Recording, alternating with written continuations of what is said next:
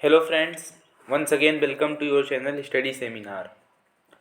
आज की हमारी न्यूज है कि वीनस पर एक एक्टिव वॉल्केनो मिला है। वीनस यानी शुक्र पर एक सक्रिय ज्वालामुखी मिला है। अब सबसे पहला सवाल जो आपके मन में उठेगा कि हमको इससे क्या लेने देना। हम अपने अर्थ के सारे वॉल्केनोज को तो याद कर नहीं पा रहे हैं, चलो अब एक वीनस को और याद कर लें। तो मैं सबसे पहले आपको बता दूं, ये पेपर के पॉइंट ऑफ व्यू से बहुत इंपॉर्टेंट क्वेश्चन है कि ये ज्योग्राफी का पहली बात तो क्वेश्चन है, और साथ साथ इससे क्या कहते हैं, सभी के हित प्रभावित हो रहे हैं। तो क्या है, जैसे इसमें लिखा है, आगे चल के देखते हैं। बस आपसे रिक्वेस्ट रहेगी कि आप हमारे चैनल को सब्सक्राइब कर दीजिए और वीडियो को लाइक कर दीजिए। Active volcano found on Venus, what a new study says. तो मैं सबसे पहले आपको क्लियर कर देना चाहता हूँ, ये स्टडी अभी कोई रिसेंट स्टडी नहीं है। ये स्टडी है 1990s की, जिसने ये बताया है कि वीनस पर एक एक्टिव वॉल्केनो है। तो अब सबसे एक चीज़ और कि एक्टिव वॉल्केनो होने की वजह से क्या होगा, मतलब अगर वहाँ मान लीजिए हमने मान लिया एक्टिव वॉल्केनो है तो क्या हो गया, ऐसे भी वो लोग कह सकते हैं। तो एक्टिव वॉल्केनो होने का मतलब ये है कि वो प्लैनेट जो है अभी डेड नहीं है। जैसे हम क्या पढ़ते हैं कि जो वीनस प्लैनेट है वो पूरी तरह डेड हो चुका है, मतलब उस पर लाइफ की एग्जिस्टेंस 0%, उस पर पॉसिबल नहीं कि लाइफ आ सके।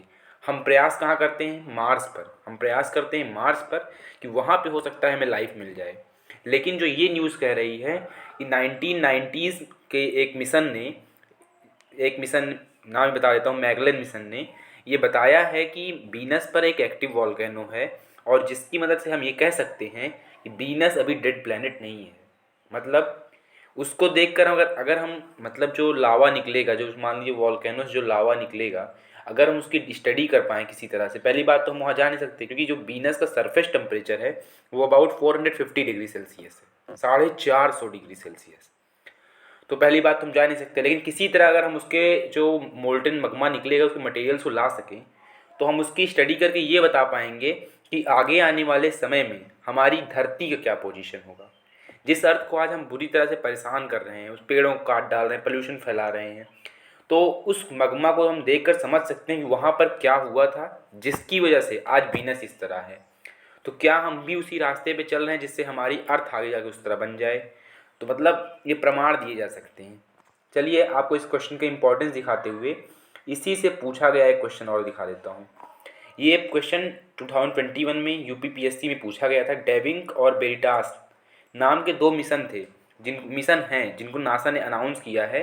तो वो किस प्लेनेट पर जाएंगे, तो ये वीनस पे जाएंगे। ये भी रिसेंट न्यूज़ नहीं है, ये 2021 में पूछा गया था। और तो चर्चा में क्यों है, सबसे पहले मैं आपको बता दूं कि आज से 1989 में, करीब 3 दशक पहले, 3 डिकेड्स अगो, एक नासा ने एक अपना मिशन भेजा जिसका नाम था मिशन मैगलन। वो गया, कहाँ गया, वीनस पर।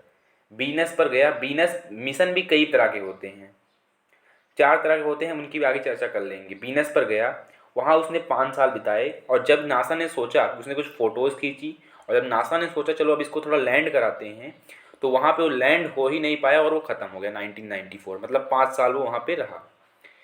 तो उसने जो फ़ोटोज़ उस समय खींची थी, कब, 1990s में, तो उसको क्या किया साइंटिस्ट ने, आर्काइव में रख लिया। जैसे हम लोग क्या करते हैं, काफ़ी सारी कहीं जाते हैं, वहाँ की फ़ोटोज़ खींच लेते हैं, रखे रहते हैं, कई सालों बाद याद आता है अरे हम लोग वहाँ गए थे, चलो फ़ोटो ढूंढते हैं उसकी। तो वह साइंटिस्ट ने किया। उन्होंने 30 साल उसके बारे में भूल गए, फिर अचानक से भी कुछ दिन पहले याद आया कि हमने एक फ़ोटो, उस समय भी कुछ फ़ोटो खींची थी हमारे मिशन मैगलन ने, तो चलो उसको थोड़ा स्टडी कर लेते हैं। तो सब साइंटिस्ट ने जब स्टडी किया तो पाया कि वहाँ पर वॉल्केनो है जो कि क्या कहते हैं, अपना साइज बदल रहा है। अब वॉल्केनो अगर साइज बदल रहा है तो इसका मतलब है वो एक्टिव है। वॉल्केनोज भी 3 टाइप्स के होते हैं, एक्टिव वॉल्केनो, डोरमेंट वॉल्केनो और डेड वॉल्केनो। अगर कोई वॉल्केनो अपना साइज और शेप बदल रहा है तो इसका मतलब है वो एक्टिव वॉल्केनो है, वो जल्दी ही फट सकता है और उसमें से मैग्मा निकलेगा। अब अर्थक्वेक और वॉल्केनो ही ऐसे 2 तरीके हैं जिनसे हम किसी भी जगह के बारे में डीप इन्फॉर्मेशन जान सकते हैं।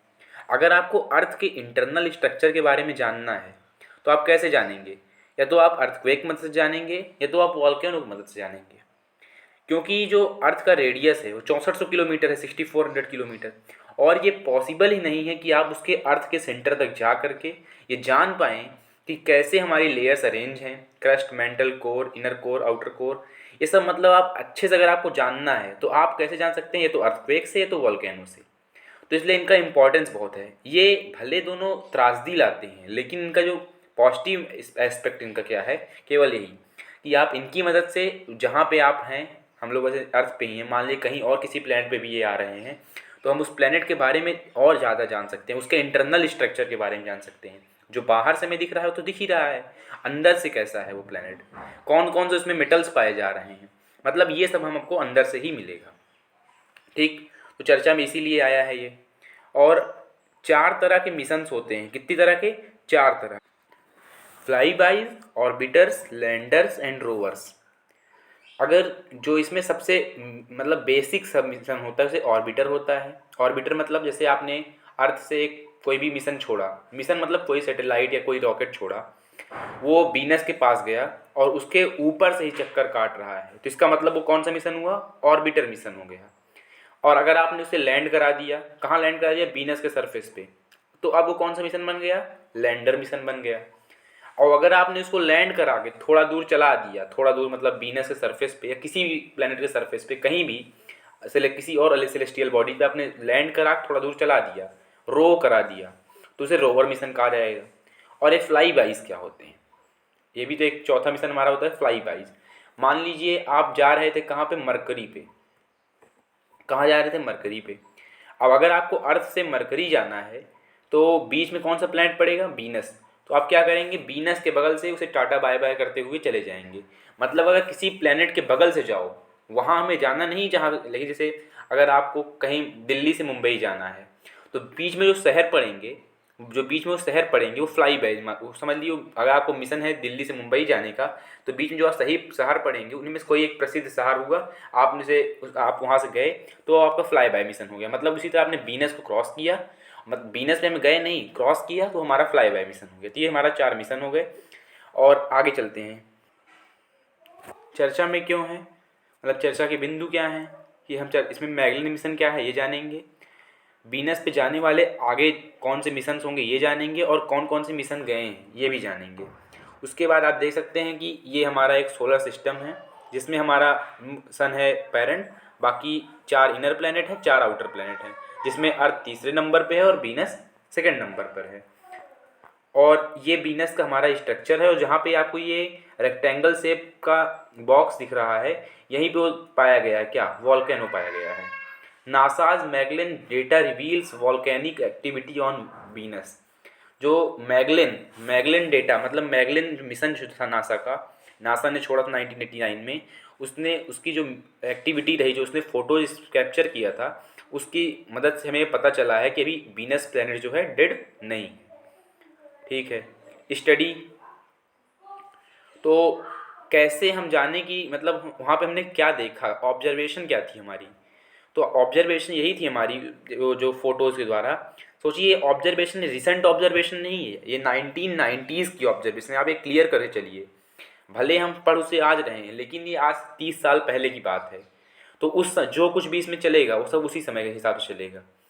तो सरफेस ने, जो वीनस का सरफेस था उसमें जो बेंट बेंट मतलब होता है वॉल्केनो का माउथ, जहाँ से आगे लावा निकलता है, तो उसने 8 महीने के अंदर अंदर अपने साइज़ को करीब 2 स्क्वायर किलोमीटर्स तक बढ़ा लिया था, 8 महीने के अंदर अंदर।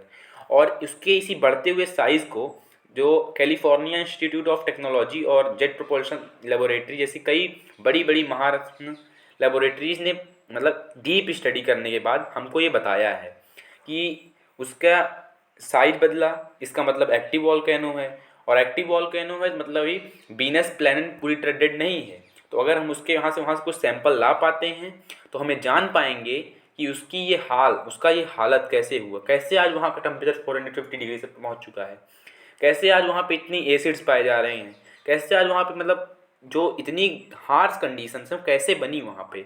तो इसको सब हम जान सकेंगे अगर ऐसा हुआ तो। और उसके बाद हम उससे कंक्लूजन क्या निकालेंगे? उससे हम कंक्लूजन ये निकाल सकते हैं कि क्या ऐसा किया जाए जिससे हम अर्थ को उस स्टेज पे जाने से रोक सकेंगे। अर्थ समझ ली यंग प्लेनेट है और वीनस जो है वो डेड हो चुका है, मतलब ओल्ड एज में चल चुका है, जा चुका है। ठीक, ये कुछ वीनस प्लैनेट के बारे में कुछ मतलब पॉइंट्स हैं। जैसे वीनस जो है ये सेकंड क्लोजेस्ट प्लैनेट है सन से और हमारे सोलर सिस्टम का 6th लार्जेस्ट प्लैनेट है।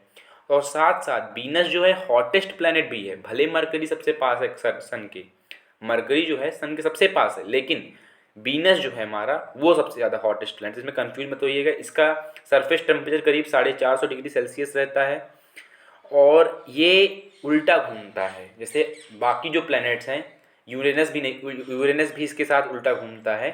जैसे अर्थ, मरकरी और जो प्लैनेट्स हैं ये सब सीधा हमारे, जिस तरह हम क्लॉकवाइज घूमते हैं तो ये एंटी क्लॉकवाइज घूमता है। इनके यहाँ जो होता है सन वो वेस्ट से निकलता है, हमारे यहाँ सन ईस्ट से निकलता है, तो इनके यहाँ वेस्ट से निकलता है। ठीक, आगे बढ़ते हैं।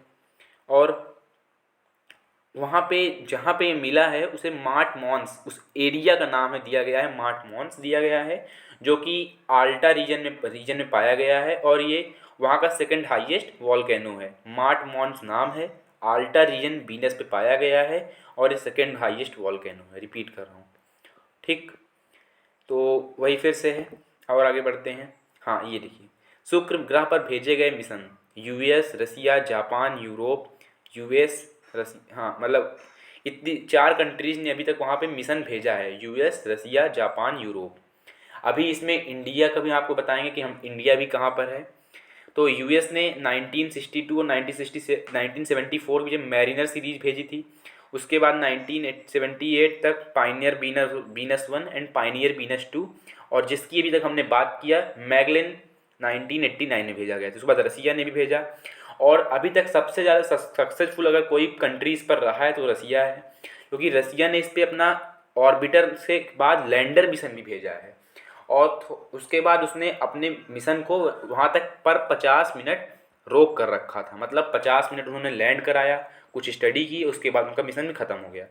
और यूएस क्या था, यूएस ऑर्बिटर मिशन को जब उसने लैंडर मिशन में ट्रांसफॉर्म करने का प्रयास किया तो उसका मिशन वहीं पे अनसक्सेसफुल हो गया।